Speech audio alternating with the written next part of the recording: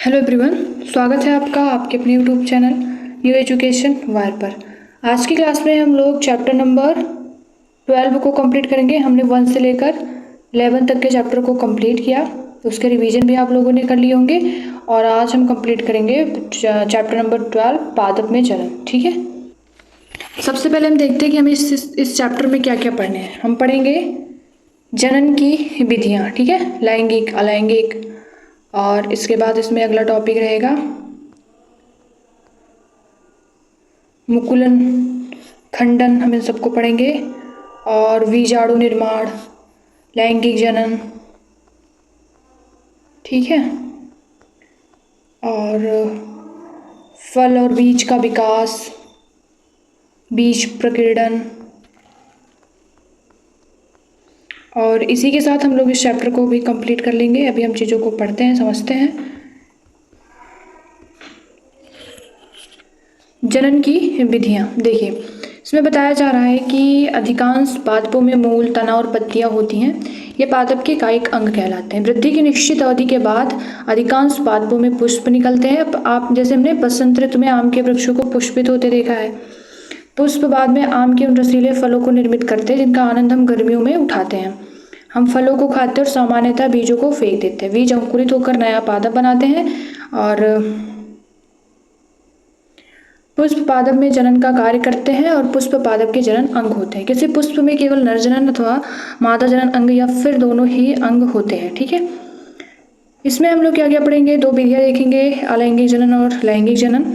जैसे अलैंगिक जनन क्या हो जाएगा, इसमें हो जाएगा जैसे कि जो पादप होते हैं बिना बीजों की नए पादप को उत्पन्न कर सकते हैं ना, जिसमें पादप के मूल, तने, पत्ती, कली और ये सब कायिक अंग द्वारा नया पादप प्राप्त किया जाता है। कायिक प्रवर्धन, कायिक प्रवर्धन क्या है, एक प्रकार का लैंगिक जनन होता है जिसमें पादप के मूल, तने, पत्ती अथवा कली जैसे किसी कायिक अंग द्वारा नया पादप प्राप्त किया जाता है। जनन पादप के कायिक भागों से होता है, इसे कायिक प्रवर्धन कहते हैं।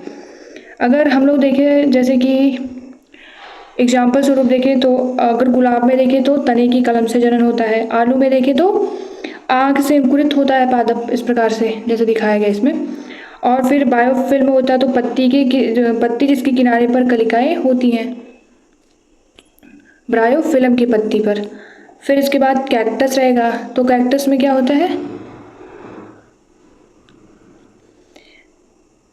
और ये मुख्य पादप से अलग हो जाते हैं और नए पादप बनाते हैं। ठीक है, इसके बाद मुकुलन, तो मुकुलन में क्या होगा, ईस्ट कोशिका से बाहर निकलने वाले छोटे बल्ब मुकुल या फिर कली कहलाते हैं।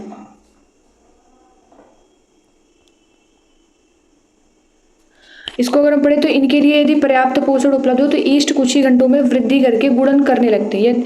और ईस्ट एकल कोशिका जीव है। खंडन, हमने तालाबों या फिर ठहरे हुए पानी के अन्य जलाशयों में हरे रंग के अवपंकी गुच्छे मतलब तैरते हुए देखते हैं। ये शैवाल होते हैं। जब जल और पोषक तत्व उपलब्ध होते हैं तो शैवाल वृद्धि करते हैं और तेजी से खंडन द्वारा गुणन करते हैं। क्वेश्चन कैसे बनेगा, आलू, फिर इधर ईस्ट और शैवाल दे करके फिर इधर ऐसे मैच करने के लिए दे दिया जाता है। और तेजी से खंडन द्वारा गुणन करते हैं। शैवाल 2 या अधिक खंडों में विखंडित हो जाते हैं। एक खंड अथवा टुकड़े नए जीवों में वृद्धि कर जाते हैं। यह निरंतर प्रक्रम चलता रहता है और कुछ ही समय में शैवाल एक बड़े क्षेत्र में फैल जाते हैं।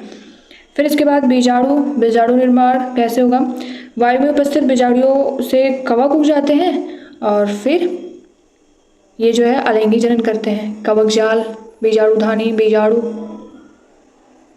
जैसे कि डबल रोटी। फिर इसके बाद लैंगिक जनन, ये क्या होता है, मतलब कि नए पादप जो है वो बीजों से प्राप्त होते हैं। इसमें जो पुंकेसर होता है वो नर जनन अंग, स्त्रीकेसर मादा जनन अंग होते हैं। और एक लिंगी पुष्प, ऐसे पुष्प जिनमें या तो केवल पुंकेसर अथवा स्त्रीकेसर उपस्थित होते हैं। द्विलिंगी पुष्प, जिन पुष्पों में पुंकेसर अथवा स्त्रीकेसर दोनों ही होते हैं, जैसे मक्का, पपीता, ककड़ी, खीरे के पौधे एक लिंगी पुष्प, जबकि सरसों, गुलाब और पिटूनिया के पौधे द्विलिंगी पुष्प। इसको हमने क्लास 6 में भी पढ़ा था ना इन सब चीज़ों को। पराकोष, पुंतंतु, पुतंतु, पुंकेसर, फिर स्त्रीकेसर, वर्तिकाग्र, बीजांड, फिर ये अंडाशय। ठीक है, और इसके बाद इसमें क्या दिया गया है, पराग कोश में परागण होते हैं जो नर युग्मकों को बनाते हैं। स्त्री केसर में वर्तिका और अंडाशय होते हैं। अंडाशय में एक या अधिक बीजांड होते हैं। मादा युग्मक अथवा अंड का निर्माण बीजांड में होता है। लैंगिक जनन में नर और मादा युग्मकों के युग्मन से युग्मनज बनता है। ठीक है, फिर इसके बाद अगर हम लोग देखें तो परागण क्या होता है। ये परागण क्या होता है, परागकणों का परागकोश या पुष्प के वर्तिकाग्र पर स्थानांतरण, ये क्या कहलाता है, परागण कहलाता है। परागकणों का परागकोश से पुष्प के वर्तिकाग्र पर स्थानांतरण, इस प्रकार से। ठीक है, स्वपरागण, ये परपरागण। और इसके बाद फल और बीज का विकास कैसे होगा, निषेचन के पश्चात अंडाशय फल से विकसित हो जाता है और बीजांड बीज से विकसित हो जाते हैं। फिर इसके बाद बीज प्रकीर्णन, ये क्या है, प्रकृति में एक ही प्रकार के पादप विभिन्न स्थानों पर उगे हुए पाए जाते हैं। ऐसा बीजों के विभिन्न स्थानों पर प्रकीर्णन के कारण होता है। ठीक है, सहजन मतलब कि ड्रमस्टिक और द्विफल, मतलब इसमें यह बताया जा रहा है कि जैसे कभी कभी हवा के चलने से बीजें उड़ती हैं तो फिर उससे नए पौधे उत्पन्न हो जाते हैं।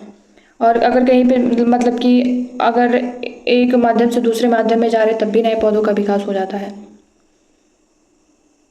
प्रकृति में पादप के फल और बीजों का प्रकीर्णन पवन जल जंतुओं द्वारा होता है। वही हुआ कि जैसे सहजन मतलब कि ड्रमस्टिक तथा द्विफल मैपिल जैसे पादप के पंख युक्त बीज, घासों के हल्के बीज अथवा आग के रोम युक्त बीज और सूरजमुखी के रोम युक्त फल पवन के साथ उड़कर सुदूर स्थानों तक चले जाते हैं।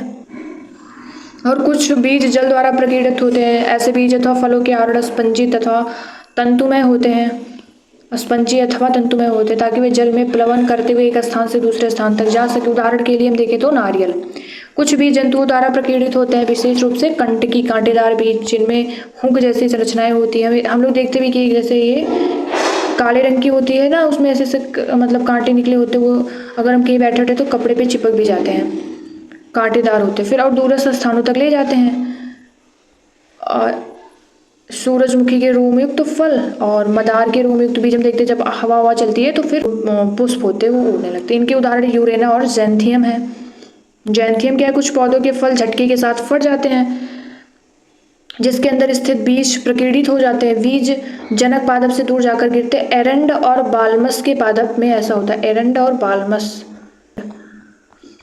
ठीक है, तो हम लोगों ने इस चैप्टर में क्या क्या पढ़ा। प्रमुख शब्द अलैंगिक जनन क्या है, मुकुलन, भ्रूण, प्रकीर्णन, निषेचन, खंडन, युग्मक, बीजांड, परागण, लैंगिक जनन, बीजाणु, बीजाणुधानी, परागकोश, कायिक प्रवर्धन, युग्मनज, परागकण, स्त्री केसर, पुंकेसर। ठीक है, अभी हम चलते हैं सारांश को देखते हैं। जी, सभी जीव अपनी किस्म को बनाए रखने के लिए जनन या गुणन करते हैं। पादप में 2 प्रकार से जनन होता है, अलैंगिक और लैंगिक। अलैंगिक जनन की कुछ विधियां खंडन, मुकुलन, बीजाणु निर्माण, कायिक प्रवर्धन है। लैंगिक जनन में नर और मादा युग्मकों का युग्मन होता है। कायिक प्रवर्धन में पत्तियां, तना और मूल जैसे कायिक भागों से नए पादप उगाए जाते हैं। पुष्प पादप का जनन अंग है। एक लिंगी पुष्प में या तो नर अथवा मादा जनन अंग होते हैं। द्विलिंगी पुष्प में नर और मादा जनन अंग दोनों ही होते हैं। नर युग्मक परागकणों के अंदर और मादा युग्मक बीजांड में पाए जाते हैं। हमने भी वो चित्र देखा था। किसी पुष्प के परागकोश से उसी पुष्प अथवा किसी अन्य पुष्प के वर्तिकाग्र तक परागकणों के स्थानांतरण का प्रक्रम परागण कहलाता है। परागण 2 प्रकार से होता है, स्वपरागण और परपरागण। स्वपरागण में परागकण परागकोश से उसी पुष्प के वर्तिकाग्र पर स्थानांतरित होते हैं। परपरागण में परागकण एक पुष्प के परागकोश से उसी प्रकार के दूसरे पुष्प के वर्तिकाग्र पर स्थानांतरित होते हैं। परागकण पवन, जल और कीटों के द्वारा हो सकता है। नर और मादा युग्मकों का युग्मन निषेचन कहलाता है। निषेचित अंड युग्मनज कहलाता है। युग्मनज का विकास भ्रूण में होता है। फल एक परिपक्व अंडाशय है, जबकि बीजांड बीज में विकसित होता है। बीज में विकासशील भ्रूण होता है। बीजों का प्रकीर्णन पवन, जल, जंतुओं के द्वारा होता है। बीज प्रकीर्णन कैसे किन माध्यम से हो सकता है, एक ही स्थान पर पादप की अधिक संख्या की वृद्धि को रोकने और सूर्य के प्रकाश, जल और खनिज के लिए स्पर्धा को कम करने और नए आवासों के अधिग्रहण में सहायक होता है। ठीक है, तो इसी के साथ हम लोगों ने चैप्टर नंबर 12 को कंप्लीट किया। कल की क्लास में हम लोग चैप्टर नंबर 13 को देखेंगे, गति एवं समय। तब तक आप लोग रिवीजन करते रहिए। थैंक यू, जय हिंद।